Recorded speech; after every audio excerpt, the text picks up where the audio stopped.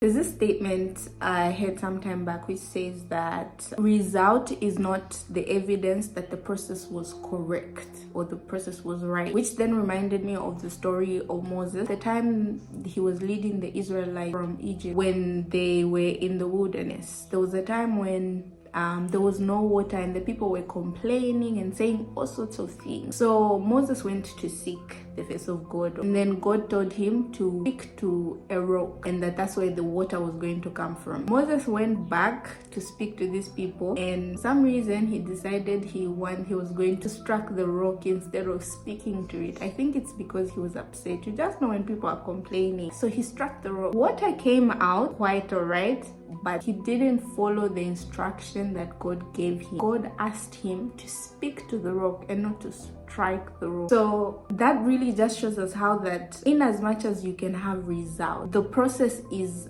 just as important as the result, because the process will determine whether you are going to enjoy those results, how long you will have those results for, and where those results take you. Because in the case of Moses, that costed him the promised land. He was not able to go to the promised land or to take those people to the promised land because of that disobedience. So sometimes we're looking at people and how that their results look very nice. Sometimes we even know that the process in which they are gaining or they're attaining these results is wrong, and then we're feeling like, oh, why is it? But the thing is that there are consequences for those wrong things. And then it just also is to say that as people, we shouldn't be too focused on the result that we neglect the process. The process is as important as the result. In as much as we want results, we should also focus on whether the process that we use or the process that we take is the correct one, because we don't want